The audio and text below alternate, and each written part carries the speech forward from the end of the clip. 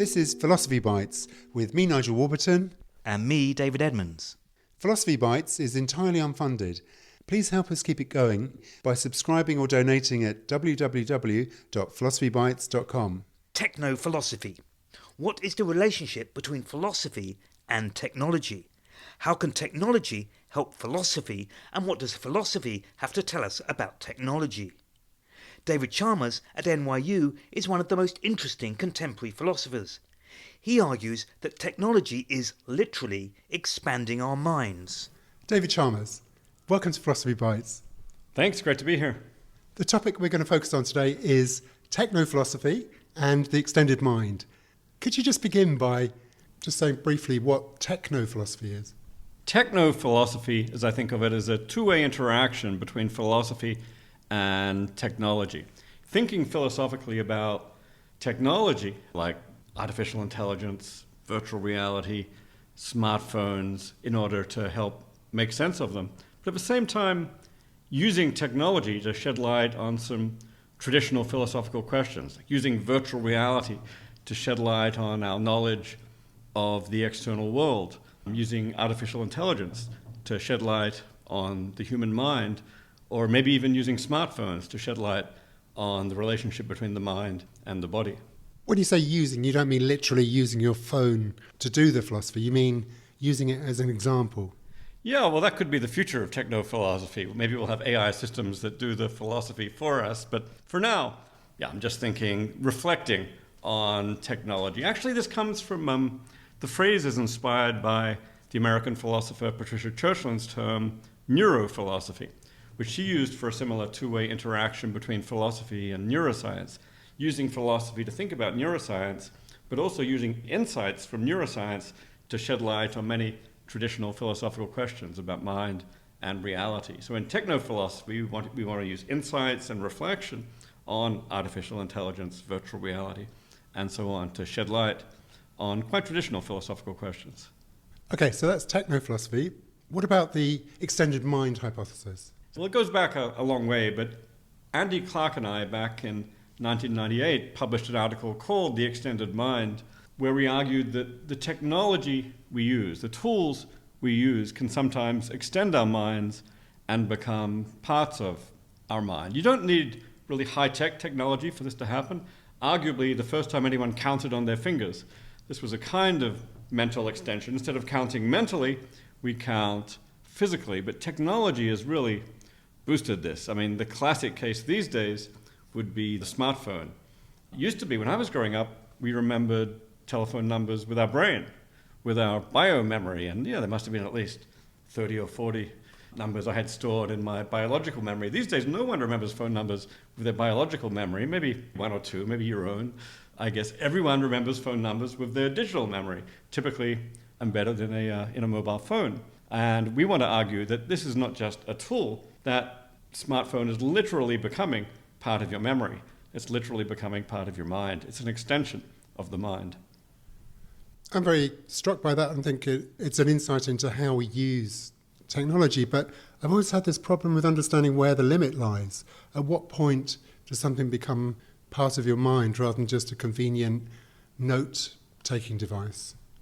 Yeah, we interact with a whole lot of things, and one question is what extends the mind and what doesn't. I think in order that the notion be useful, we want to impose some constraints. One is, for example, that the external device has to be very strongly coupled with you. Our phones are typically with us most of the time. If it was something we just picked up once a day and then abandoned, then it would be much more of a tool than part of us. It's also got to be a system that we trust.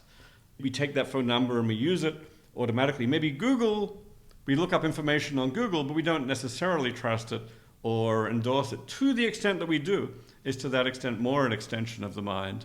But I think trust is very important as well. Also automaticity.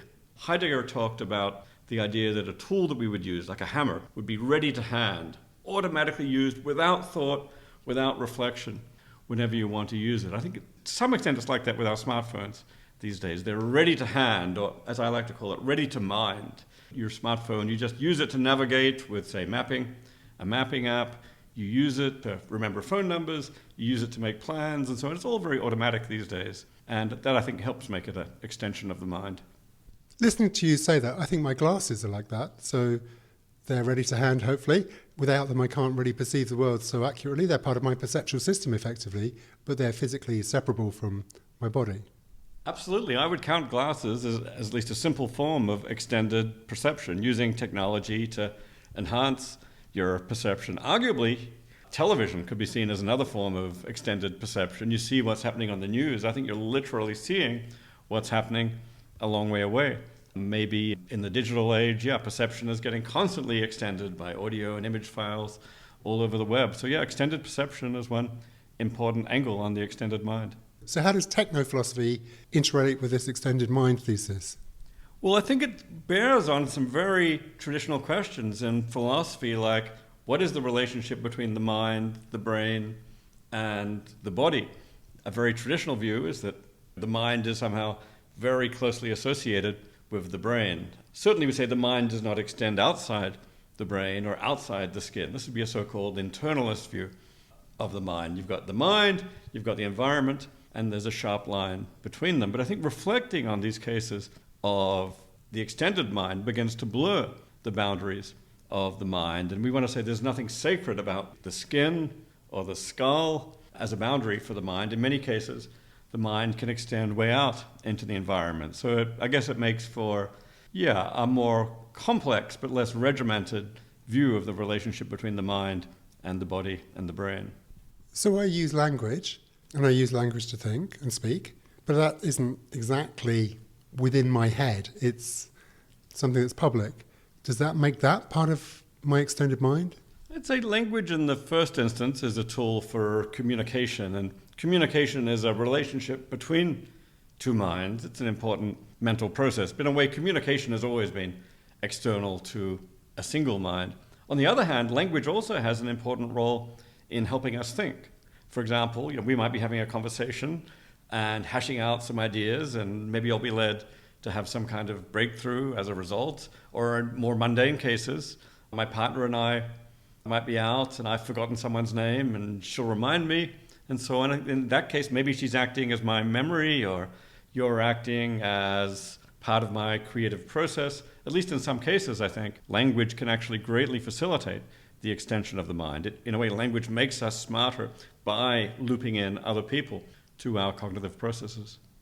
I'm still not clear where the limit lies of something being my mind. It seems I could say that my guitar is part of my mind, and you could say, well, it isn't.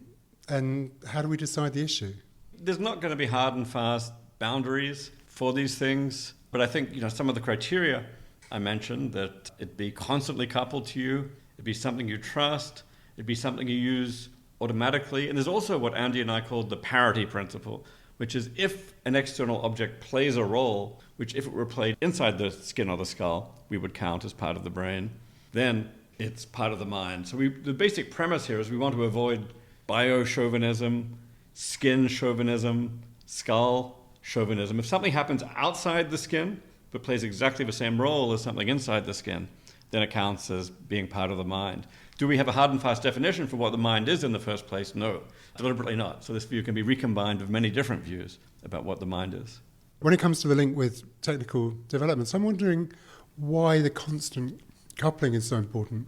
Because it seems to me if it can play that role, like your partner can play that memory role, she doesn't have to be constantly doing that. She's potentially doing that. She's not always with you. Surely the requirement that something should be constantly coupled is too demanding. There are lots of things which extend my mind, which they might do once a month. Yeah, as you do that, then it kind of becomes less clear what the system is that we're talking about. In a way, my phone and I are so well coupled, you might as well say we have become a complex system of me and my phone. That's what's doing the remembering. If I just pick up my phone once a month, then what I am most of the time is just this naked bioorganism without the phone. And it looks like in that case there's less reason to say the phone is becoming part of myself. Whereas if it's constantly coupled, then we've got this constant complex system that might in fact be regarded as an extended self. Let's focus on the telephone, the smartphone, because that's a development in our lifetimes which has been quite amazing. It's not just a place where we can store memories and extend our minds that way. It actually facilitates very sophisticated kinds of simultaneous communication across the world as long as there's Wi-Fi. That's just amazing. Yeah, I'd call this a case of extended communication. It used to be that to communicate with someone, you'd have to be talking to them, have them within earshot, and maybe at a certain point we developed writing, and you could start to communicate this way. But the phone, I suppose the telegraph, but then even just the ordinary telephone massively extended that. You could be in direct communication with people around the world, and now the smartphone has just put that on steroids. Well, I guess the mobile phone made it the case that you always had your phone with you, so that made it ever more constant. I guess I would class these as extended communication, where communication is a form of action. It's a way of relating to minds, but it's all part of this way that our mental capacities have been greatly extended using technology. But with close friends, it's almost as if I can extend my mind because I can always call a friend.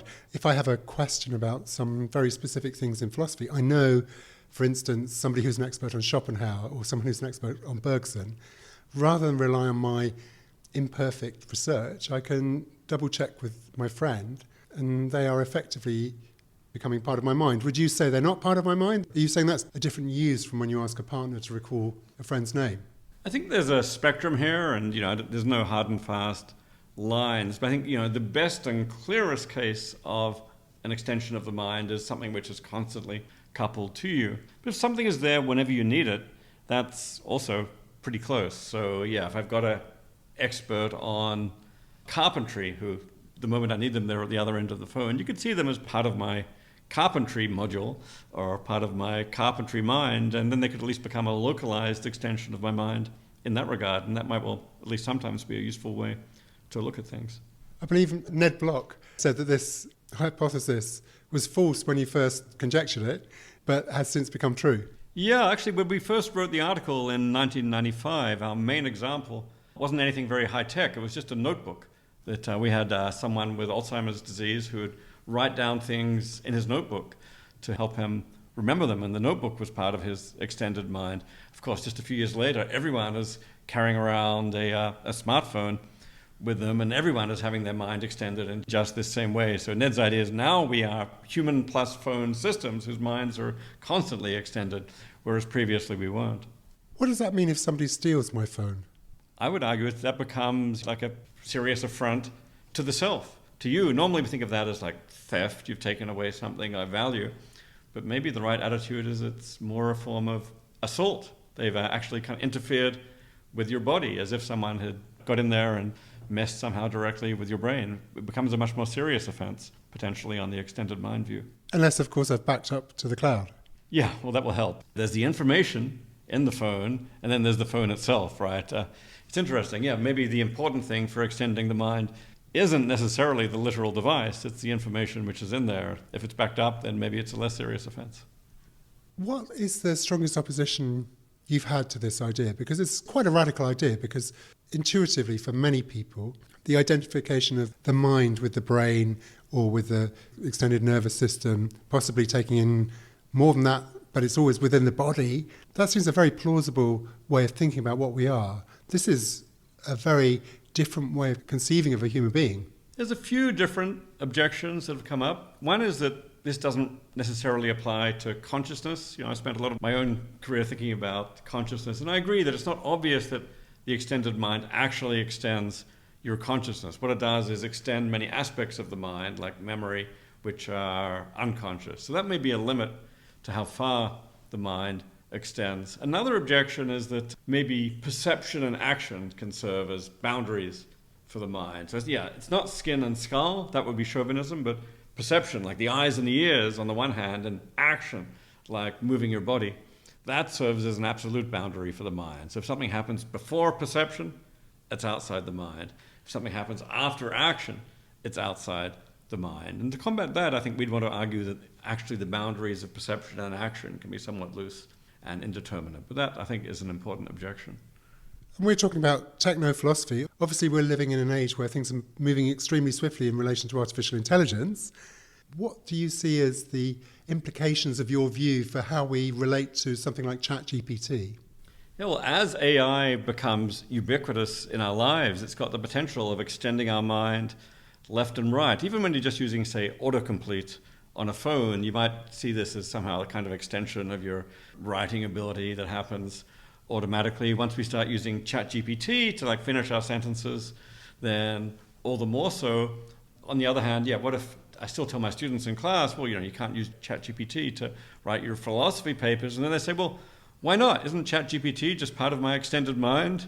So at a certain point, I think, if too much happens in the extended mind, then in a way it's no longer an extension of the mind. It's more like another mind in its own right. It's very important to our vision that the extended mind be constantly in interaction with the biological brain.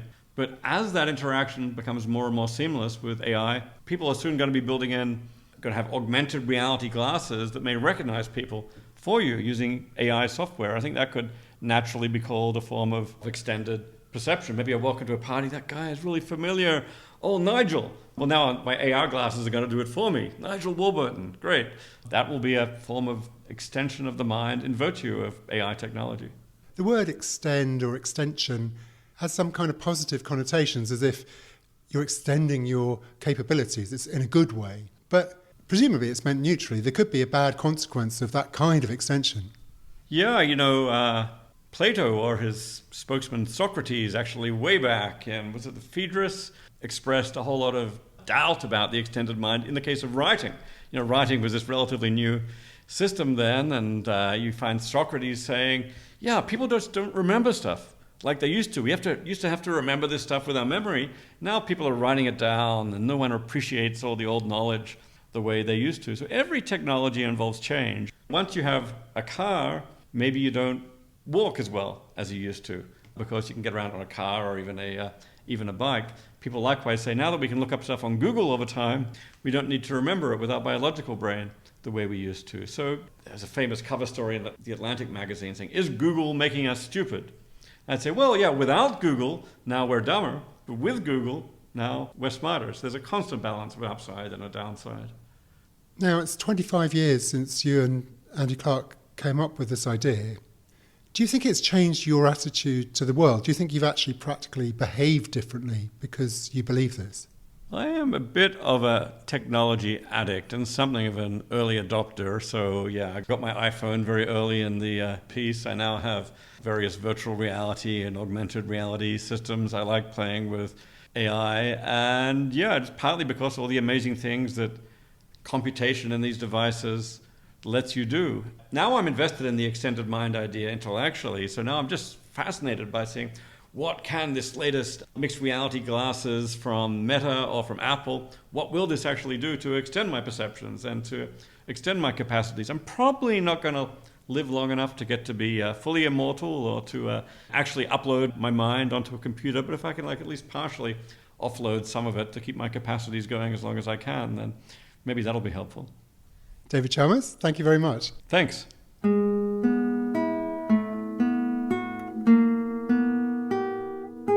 For more Philosophy Bites, go to www.philosophybites.com.